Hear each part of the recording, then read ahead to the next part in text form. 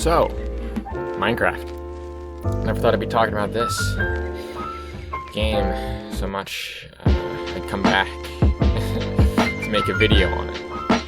Okay, real quick, if you haven't done so, I have a Twitch where I stream practically every day. I'm so close to getting an affiliate. If you can figure it out, please do. Thanks in advance. Anyway, back to Minecraft. This game is really good. It's simple, fun romp through to go through and come out of nowhere back. And it came out of nowhere back in the day, and it is now back to wreak vengeance. I mean, have you seen some of the numbers it pulls in on Twitch? Clearly, something is up, and I have a few theories on this, if you'll indulge me. But first, a history lesson. Minecraft was created all the way back in like 2006. I don't remember the specifics, but it was created way back in the day. Maybe 2010. I don't remember. 10 years ago, so back in 2009, actually, by a small company called Mojang. And it was originally a sandbox game where it had a free roam on everything. It didn't even have a survival mode back in its early alpha days, but once I did beta, then there was survival. You had to go out and get food, fight mobs at night, and it was simple but effective in what it could set out to accomplish.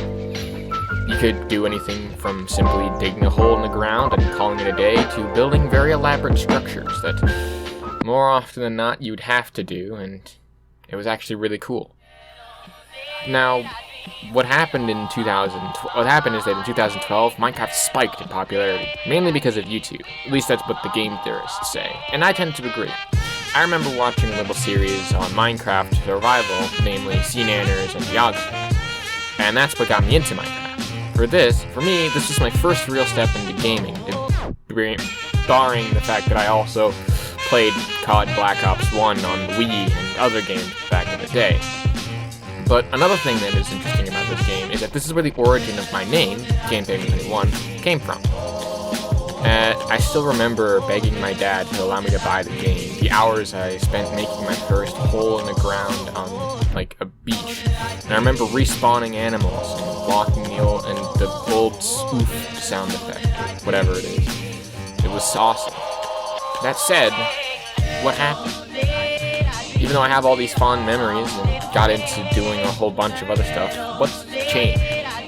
Simply put, then Microsoft bought the game, and well, there's been a splinter, and it seemed to die off, and no one was playing it for a long ass time. So what happened? Why am I here talking about this now? Well, it faded. More games came along, and I lost interest in it.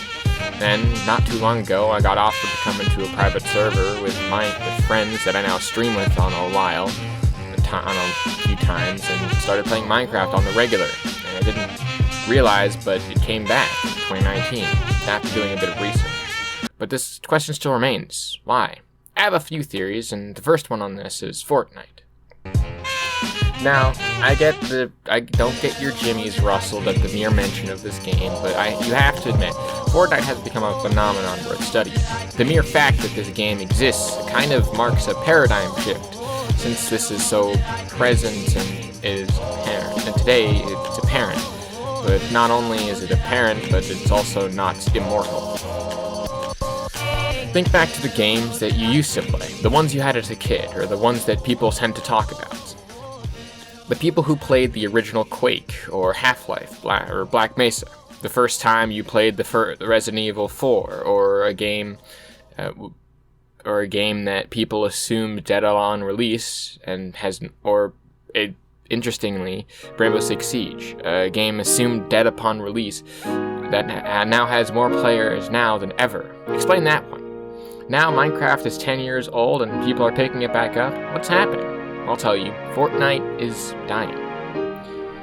Like I said, the fact is that certain games have a shelf life, and some years, some months, some days until they die completely. And even then, sometimes they persist. Fortnite seemed to have a lasting, long-term sort of lifespan, and everything seemed to be doing correctly.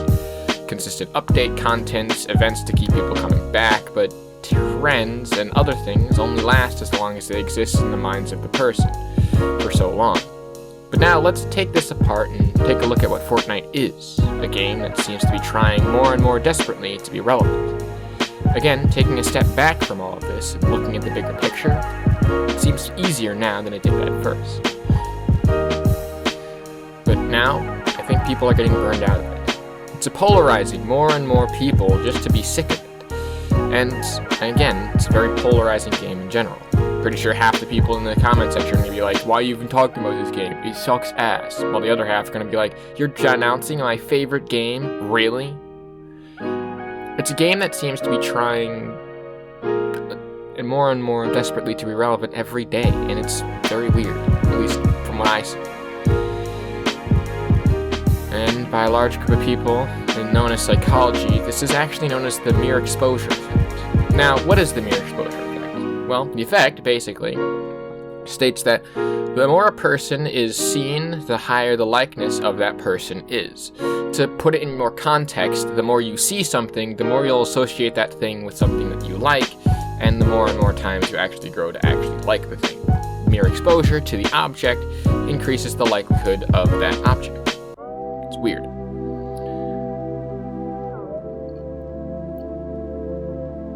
How many of you have a TikTok account, an Instagram, Twitter? How about an Apple or Samsung? The mere exposure effect works in marketing as well. And people pay out the nose for it. Out the nose. People pay out the nose for it. Fortnite is no exception.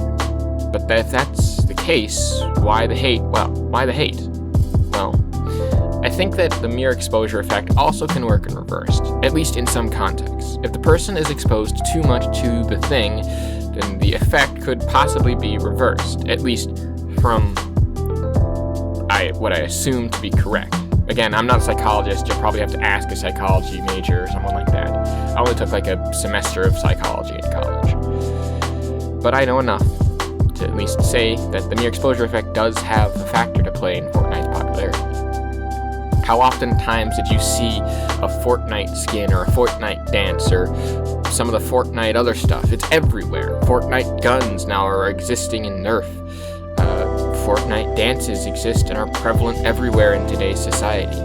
Games, associations, other movie franchises. Heck, it was even referenced in Avengers Endgame. Are you kidding me?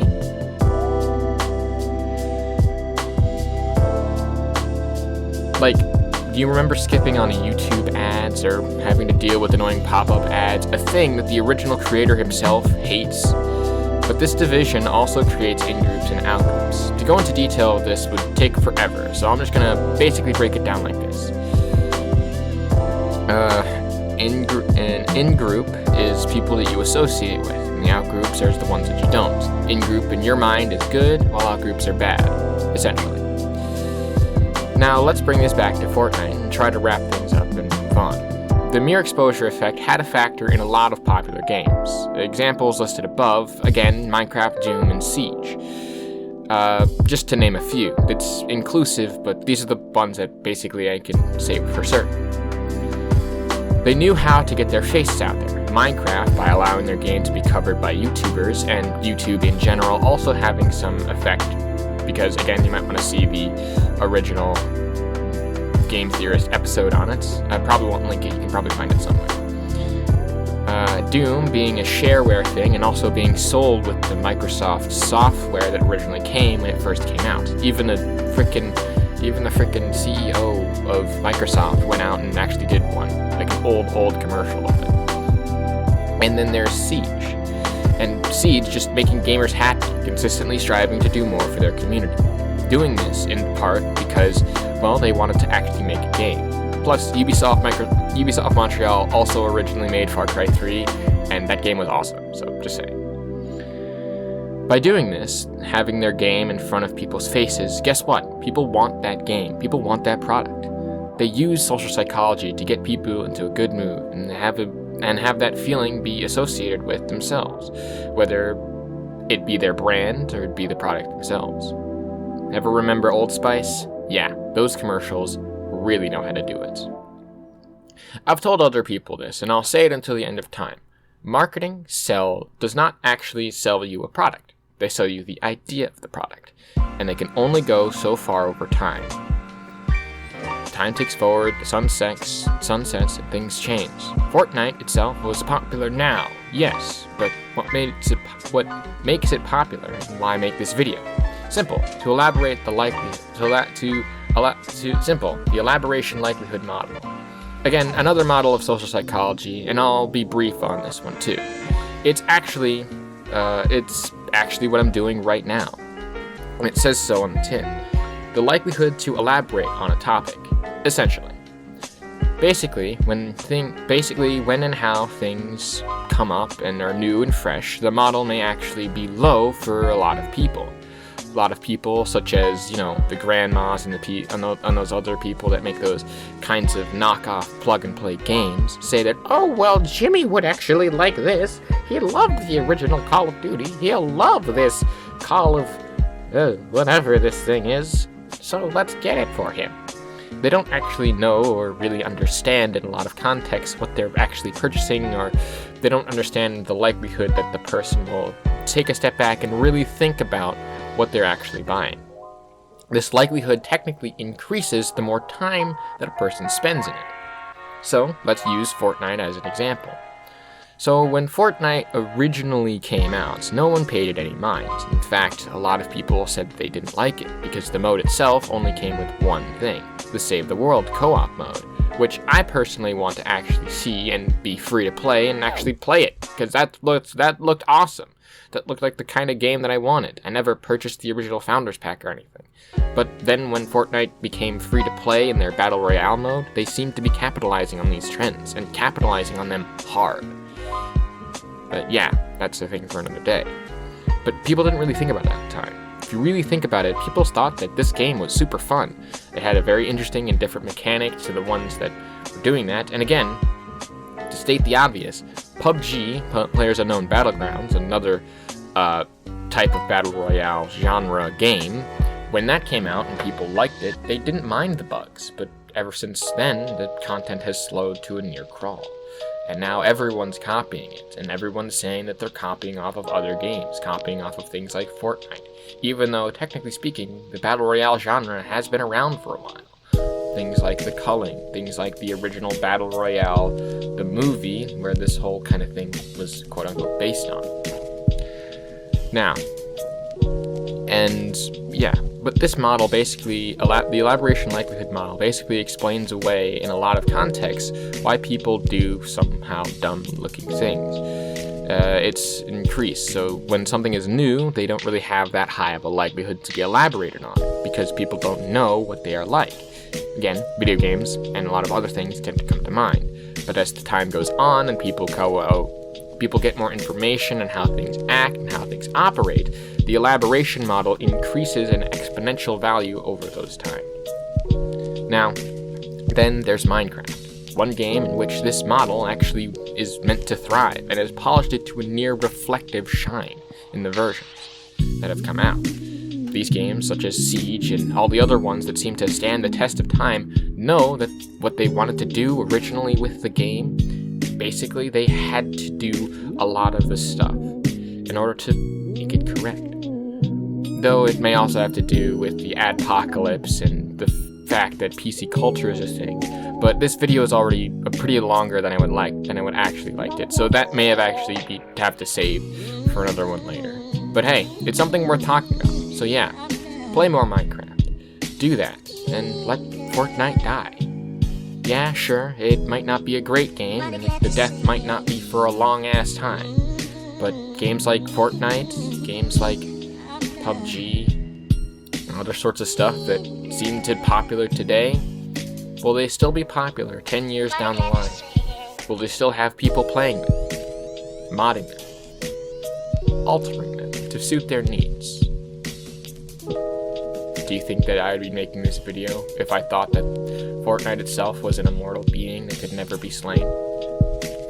Or that I thought that Minecraft, seemingly an underdog in everything, basically is coming back because people are finding it more appealing? I don't know. But hey, it's worth talking about. So yeah. My name is Gabe Penguin 21. Thank you for watching, and a peace.